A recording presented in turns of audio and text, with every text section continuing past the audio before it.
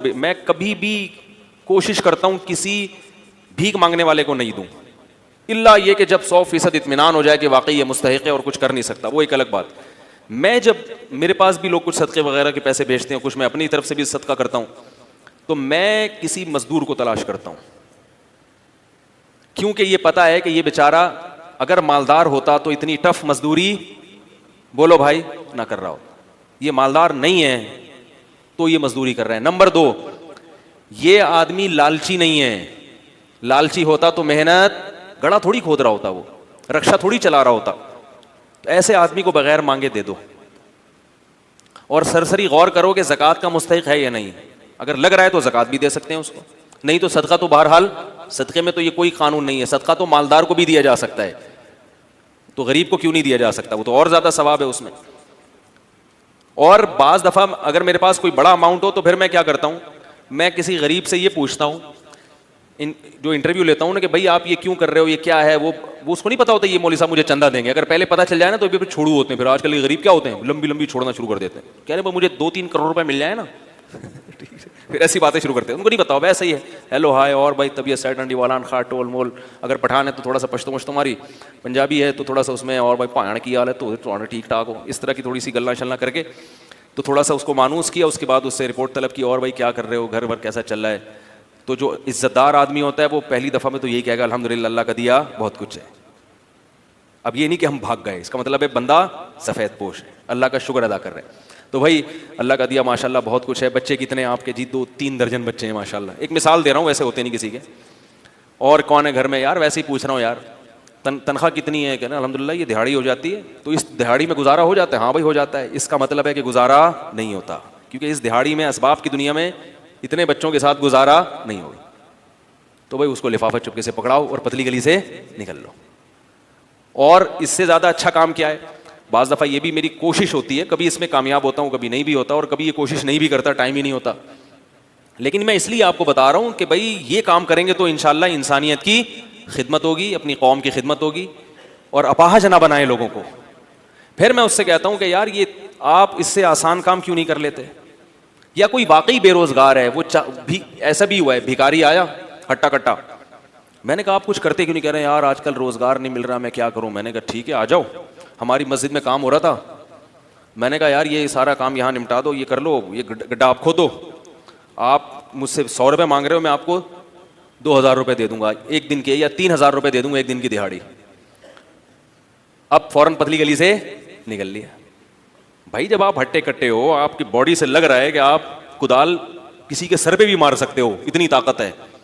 ہمارے نبی صلی اللہ علیہ وسلم کے پاس ایک صحابی آئے بھیک مانگنے کے لیے، صحیح حدیث ہے۔ لوگوں کو وہ حدیثیں تو یاد ہوتی ہیں جس میں صدقے کی ترغیب ہے، وہ بھی حدیثیں یاد رکھنی چاہیے، صدقہ کرنا چاہیے، اسٹائل یہ ہونا چاہیے، انداز یہ ہونا چاہیے جو میں آپ کو بتا رہا ہوں۔ صحابی آئے، انصاری صحابی، عرض کیا یا رسول اللہ گھر میں کیا ہے؟ فاقے، کچھ بھی نہیں ہے کھانے کو۔ وہ واقعی بیچارے مستحق تھے، انہیں تو نبی ویسے ہی دے دیتے نا، وہ جھوٹ تھوڑی بول رہے تھے نبی کی خدمت میں آ کے، کچھ بھی نہیں ہے گھر میں۔ آپ نے فرمایا کچھ تو ہوگا، سب صحابہ بیٹھے ہوئے ہیں، کچھ تو ہوگا۔ فرمایا صرف ایک پیالہ ہے، ظاہر ہے وہ پیالہ ہے جس میں ڈال کے کھانا کھاتے ہیں، وہی اگر بیچ دیں تو کھانا آئے گا تو پلیٹ ہی نہیں رہے گی گھر میں، برتن ہی نہیں رہے گا۔ آپ صلی اللہ علیہ وسلم فرمایا وہ پیالہ اٹھا کے لے آؤ۔ کیا کرو؟ یہ حدیث تو پیالے کے بارے میں، آپ نے جب کسی کو دیکھنا ہے تو آپ نے اپنے حساب سے اس سے انٹرویو لے کے، یہ نہیں کہ پیالہ اٹھا کے لے آؤ کیونکہ حدیث میں آ رہا ہے۔ حدیث کے ظاہر کو نہیں لیا جاتا ہر جگہ، اسی وجہ سے امام ابو حنیفہ کا فقہ ہمیں بہت اچھا لگتا ہے۔ ضروری نہیں سب کو اچھا لگے، جن کو اچھا نہیں لگ رہا ہم ان کو بھی مسلمان سمجھتے ہیں، لیکن ہمیں امام حنیفہ کا فقہ اس لیے اچھا لگتا ہے کہ امام حنیفہ حدیث کے ظاہر کو نہیں لیتے، بہت گہرائی میں جاتے ہیں۔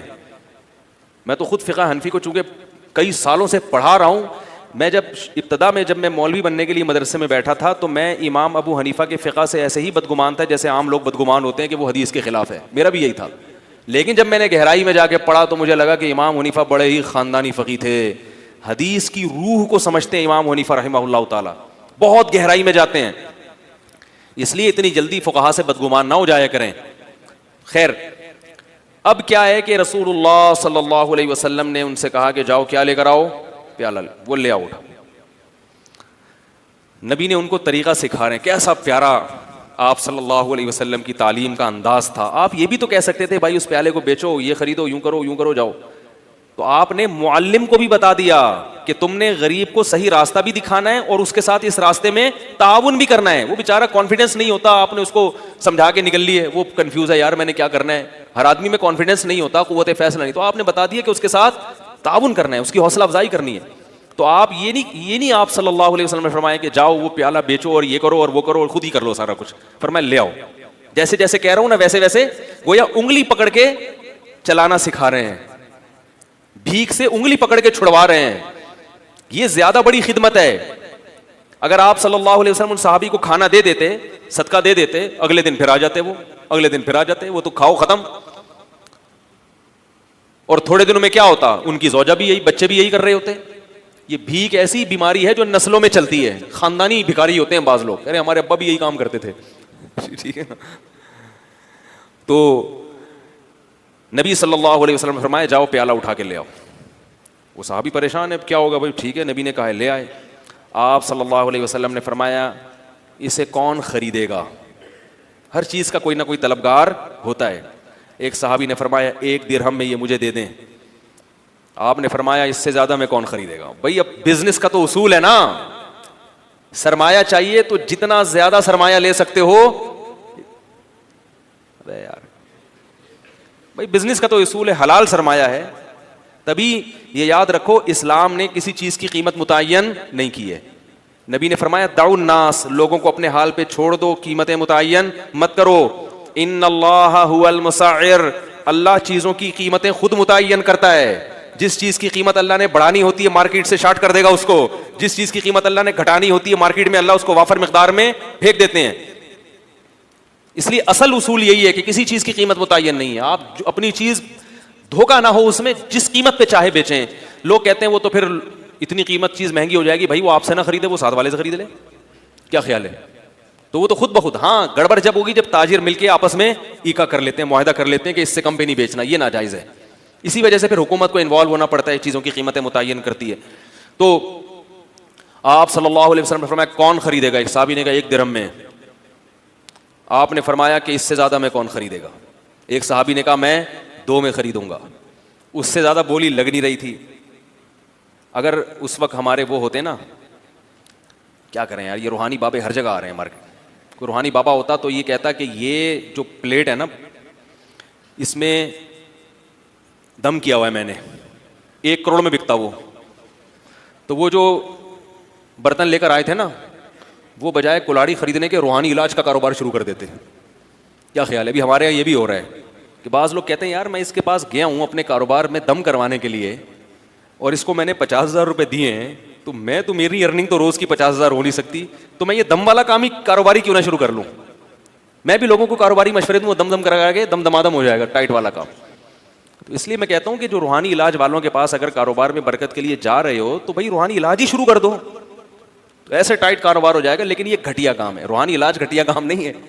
یہ جو اس طریقے سے لوگوں کو بیوقوف بنانا یہ گھٹیا کام ہے. خیر, تو آپ صلی اللہ علیہ وسلم نے فرمایا اس سے زیادہ میں کون خریدے گا. صحابی نے کیا کہا, میں 2 درہم میں.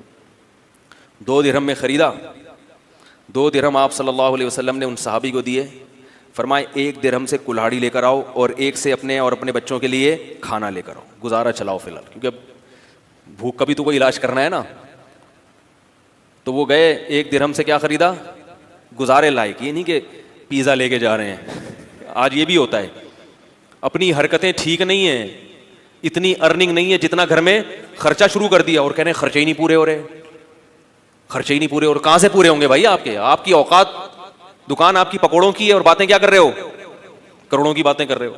تو اپنی اوقات دیکھ کر اپنے پاؤں پھیلاؤ نا. وہ جو بھی بیچاروں کو ملا ہوگا جو کی روٹی, بھائی فی الحال بیگم حج حالات بھی ہو جائیں گے, ابھی کیا کرو, صبر کرو. میں یہ بات عرض کر رہا تھا کہ آپ صلی اللہ علیہ وسلم نے فرمایا کہ جاؤ کیا لے کر آؤ, 1 درہم سے اپنے گھر والوں کے لیے کھانا اور 1 درہم سے کلاڑی لے کر آؤ. کلاڑی, اب یہ بھی نہیں آپ نے فرمایا کہ جاؤ کلاڑی لے کے وہیں سے جنگل میں لے کر آؤ, حوصلہ افزائی کر رہے ہیں, لاؤ میرے پاس لاؤ. وہ لے کر آئے. آپ صلی اللہ علیہ وسلم نے اس میں دستے مبارک کو اپنے ہاتھ سے ڈالا اس میں, اور وہ کلاڑی ان صحابی کے حوالے کی. فرمایا جاؤ لکڑیاں, جنگل سے لکڑیاں کاٹو اور ان کو بیچو. وہ صحابی 10-15 دن کے بعد آئے اور کہا کہ یا رسول اللہ میں لکڑیاں کاٹ کے بیچتا رہا اور ظاہر ہے کچھ سے کھانا بھی خریدتا رہا اور کچھ کو بچت بھی کرتا رہا, میرے پاس 15 درہم اکٹھے ہو گئے ہیں. درہم بڑی ویلیو والی چیز تھی اس زمانے میں. ایک برتن 2 درہم کا فروخت ہوا تو 15 درہم سے 15 دنوں میں وہ کتنے برتن خرید سکتے تھے؟ اس جیسے 7 برتن خرید سکتے تھے, اور 7 برتن کو مارکیٹ میں فروخت کر کے 15 دونی 30 درہم بنا سکتے ہیں اسی وقت. کیا سمجھائیں یار. تو میرے بھائی غریب کے ساتھ تعاون کا یہی انداز ہونا چاہیے. ہاں جو ہر آدمی پر یہ اپلائی نہیں ہوتا, بعض ایسے ہوتے ہیں جو نہیں کر سکتے, وہ پھر ایک الگ بات ہے, یا کوئی مجبوری ایسی آ گئی کہ وہ روزگار سے بھی ان کا وہ مسئلہ حل نہیں ہوگا, ایک الگ بات ہے. لیکن عام طور طریقہ کیا ہونا چاہیے کہ آپ اس کو کہیں کہ بھائی میں تمہیں رکشا خرید کے دے دیتا ہوں, ٹھیک ہے نا, رکشے کے پیسے اگر آپ کے پاس نہیں ہے تو آپ اسے کہ میں قسطوں پہ تمہیں خرید کے دے دیتا ہوں, ہر مہینے صدقے کی رقم نکالتا ہوں, تو میں رکشا اٹھا لو مارکیٹ سے اور رکشا لے کر چلتے ہوئے بازار میں نظر آؤ, اس سے کماؤ, اپنا پروفٹ نکالو اور رکشے کی قسط مجھے دے دو تاکہ میں وہ قسط وقت پہ جمع کرا دوں. جو کیش اماؤنٹ چاہیے وہ میں تمہیں دے رہا ہوں, وہ تمہارے پاس نہیں ہے. ہاتھ پاؤں ہلوائیں غریبوں کے. بھائی کیا کرنا ہے؟ اپاہج آدمی اللہ کو پسند نہیں ہے اور اپاہج بنانے والے لوگ بھی اللہ کو پسند نہیں ہے. تو اس طرح سے یہ جو ٹرسٹ ہیں اگر کام کریں تو پھر تو ان ٹرسٹوں پہ ٹرسٹ کیا جا سکتا ہے, ورنہ اللہ کے بندو اپنا پیسہ خام خام ضائع مت کرو, اڑاؤ نہیں پیسہ. اور صدقے کے بکرے پہ تو میرے ویسے ہی بیانات ہو چکے ہیں بہت سارے. تو بات کہاں سے چلی تھی, کہاں